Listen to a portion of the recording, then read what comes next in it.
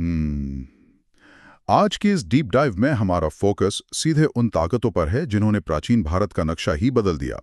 मेरा मतलब है मगध और नंद वंश। बिल्कुल। और ये कोई साधारण कहानी नहीं है। हाँ, और हमारा मकसद यहाँ सिर्फ कुछ पुरानी तारीखें दोहराना नहीं है। हम उन रणनीतियों, हथियारों और कूटनीति को डिकोड करेंगे जिन्होंने इन साम्राज्यों को लगभग अजेय बना दिया था। हमारे पास आज जो स्रोत हैं उनमें मेगास्थनीज की इंडिका, चाणक्य का अर्थशास्त्र, जैन और ग्रीको रोमन ग्रंथ और पाटलिपुत्र की पुरातात्विक खुदाई की कुछ बहुत ही दिलचस्प रिपोर्ट शामिल हैं। सही कहा। और सबसे बड़ा सवाल जो हम आज खंगालने वाले हैं वो ये है कि कैसे भूगोल, क्रूर राजनीति और विशाल का युद्ध हाथियों ने एक ऐसी महाशक्ति खड़ी कर दी जिसके खौफ से सिकंदर महान की सेना ने भी आगे बढ़ने से इनकार कर दिया था। तो अगर हम इस पूरी ऐतिहासिक तस्वीर को समझें तो शुरुआत कहाँ से होती है? कि इसके लिए हमें सबसे पहले जमीन पर आना होगा। मेरा मतलब है, मगध की सफलता सिर्फ सेना की ताकत की कहानी नहीं थी। ये भूगोल और संसाधनों के एकदम सटीक तालमेल का नतीजा था। हाँ, क्योंकि उस दौर में और भी कई महाजनपद थे। हाँ, लेकिन मगध के पास एक बहुत बड़ा एक अनुचित फायदा आप कह सकते हैं वो था लोहा। बिल्कुल, लोहा। राजगीर की खदानों से मिलने वाले बेहतरीन लोहे ने उन्हें एक ऐसी बढ़त दी जो किसी और के पास नहीं थी। उनके हथियार ज्यादा धारदार थे। और सिर्फ हथियार ही नहीं, ना? कृषि के उपकरण भी। हाँ, वो जमीन को ज्यादा गहराई तक जोत सकते थे। एकदम सही, जिससे बहुत सारा अतिरिक्त अनाज पैदा हुआ और इसी सरप्लस अनाज ने उनकी उस विशाल सेना को फंड किया। और अगर हम राजगीर की बात करें तो उसकी लोकेशन खुद एक प्राकृतिक किले जैसी थी, 5 पहाड़ियों के बीच बसा हुआ शहर, जिसे भेदना दुश्मनों के लिए लगभग नामुमकिन था। लेकिन यहाँ मगध के शासकों की दूरदृष्टि देखिए। जैसे जैसे साम्राज्य बढ़ा, उन्होंने एक ऐसी राजधानी चुनी जो उन्हें अगले स्तर पर ले जा सके।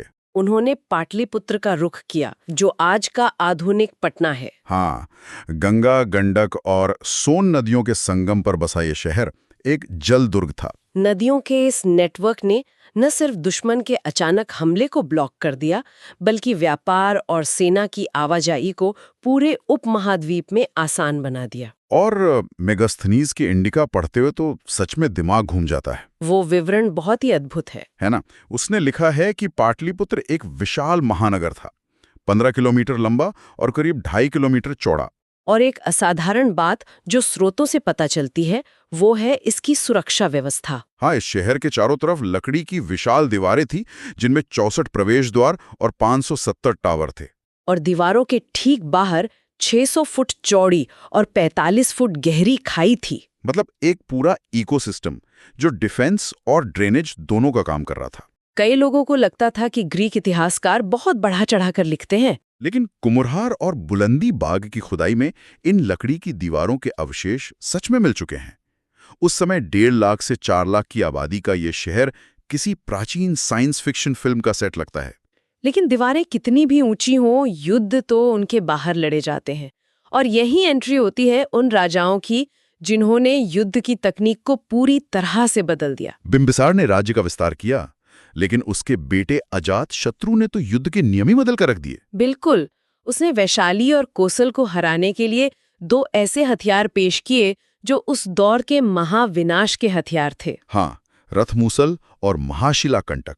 चलिए इनके काम करने के तरीके को थोड़ा ब्रेक डाउन करते हैं। रथमूसल कोई आम रथ नहीं थे जिन पर खड़े होकर तीरंदाज तीर चलाते थे। नहीं, ये बिना ड्राइवर वाले, ये भारी कवच वाले रथ थे जिनमें भारी घूमती हुई गदाएं लगी होती थीं। जब ये रथ दुश्मन की सेना में घुसते थे तो ये पूरी की पूरी टुकड़ियों को गाजर मूली की तरह काट देते थे। और दूसरा था महाशिला कंटक, एक बहुत बड़ा कैटापल्ट सिस्टम जो बड़े पत्थरों को भारी ताकत के साथ फेंकता था, जिसने दुश्मन के किलों और दीवारों को मिट्टी में मिला दिया।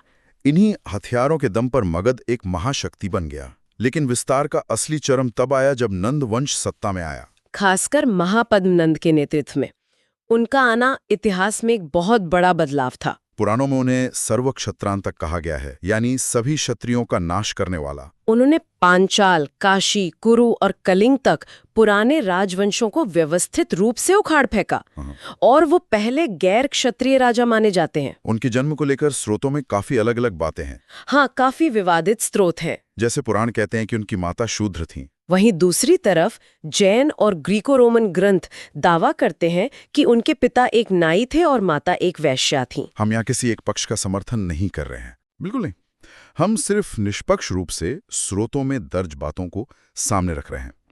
पर एक बात जो सारे स्रोतों में समान है वो ये कि महापद्मनंद को नजरअंदाज नहीं किया जा सकता था। उनका बैकग्राउंड चाहे जो हो, उन्होंने असल में एक कॉर्पोरेट मिलिट्री स्टेट खड़ी कर दी थी। हाँ, एक विशाल केंद्रीकृत और स्थायी सेना। और उसे बनाए रखने के लिए टैक्स वसूली का एक बहुत ही क्रूर और प्रभावी तरीका लागू किया गया। खजाना हमेशा भरा रहता था। और खारवेल के हाथी गम्फा शिलालेख से पता चलता है कि उन्होंने कलिंग में सिंचाई के लिए नहरें भी बनवाईं, जो दिखाता है कि उनका फोकस सिर्फ जीतने पर नहीं था, बल्कि कृषि उत्पादन बढ़ाने पर भी था। अब अगर हम सेना के आकार की बात करें तो आंकड़े सच में रोंगटे खड़े करने वाले हैं। सच में 2 लाख पैदल सैनिक और करीब 6,000 से 8,000 युद्ध हाथी। ये हिस्सा बहुत दिलचस्प है। मगध पहला राज्य था जिसने युद्ध में इतने बड़े पैमाने पर हाथियों का इस्तेमाल किया।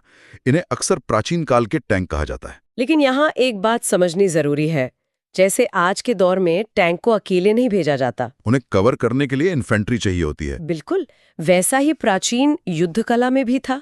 हाथियों का सबसे बड़ा फायदा उनकी ताकत से ज्यादा उनका मनोवैज्ञानिक प्रभाव था। जरा उस दुश्मन सेना के बारे में सोचिए जिसने जिंदगी में कभी हाथी देखा ही ना हो। दुश्मन के घोड़े तो इनकी महक और आकार से ही घबराकर भाग खड़े होते थे। और दुश्मनों में दहशत फैलाने के लिए युद्ध से ठीक पहले इन हाथियों को शराब पिलाई जाती थी, ताकि वे और भी खूंखार और आक्रामक हो जाएं। एक हाथी पर लगभग 7 सैनिक तक बैठते थे, जिनमें तीरंदाज और तलवारबाज शामिल थे। और महावत उन्हें अपने अंकुश से नियंत्रित करता था। नीचे पैदल सेना इन हाथियों के पैरों को दुश्मन के भालों से बचाती थी। हाँ, ये सच में चलते फिरते किले थे। लेकिन इनकी एक बहुत खातिर कमी भी थी। हाँ, अगर हाथी घायल हो जाए या घबरा जाए तो वे पूरी तरह से पैनिक मोड में आ जाते थे।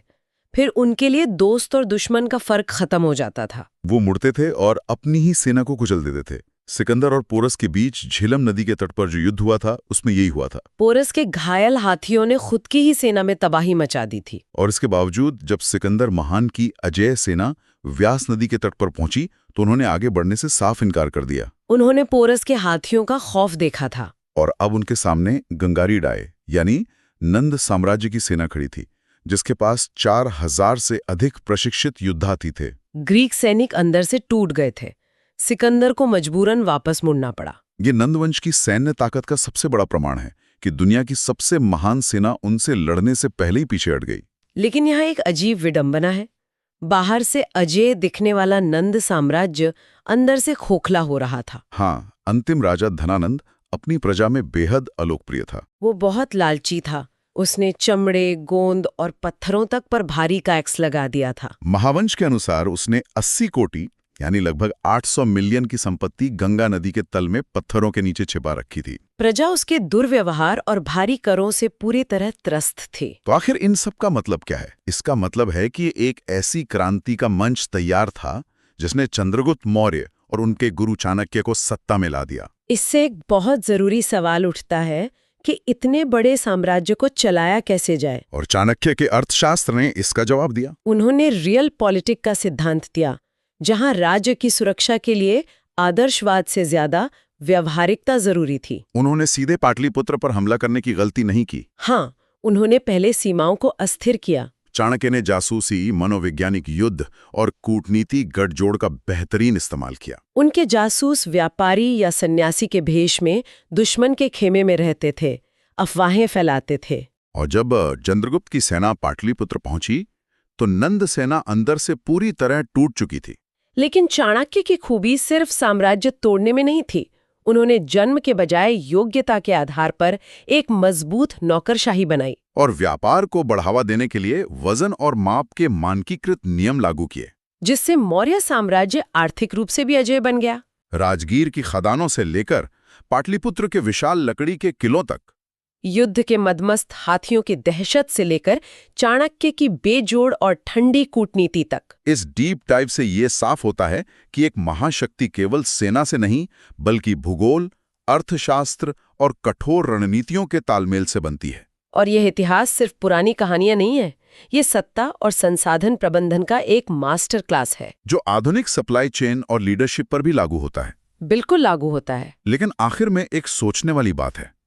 पाटलिपुत्र, जो कभी दुनिया के सबसे महान और सुरक्षित शहरों में से एक था, वो आखिर में किसी सेना से नहीं बल्कि प्रकृति से हार गया। हाँ, बात की स्रोतों से पता चलता है कि सोन नदी में आई एक प्रलयंकारी बाढ़ और गंगा के अपना रास्ता बदलने के कारण ये महान शहर खंडहर में तब्दील हो गया। चाहे इंसान कितनी भी अजेय सेना बना ले या कितनी भी चतुर राजनीति कर ले, क्या मानव सभ्यता कभी सच में प्रकृति की ताकत को मात दे सकती है? श्रोताओं के लिए ये एक ऐसा सवाल है जिस पर अकेले में जरूर विचार किया जाना चाहिए। आज के इस डीप डाइव में बस इतना ही।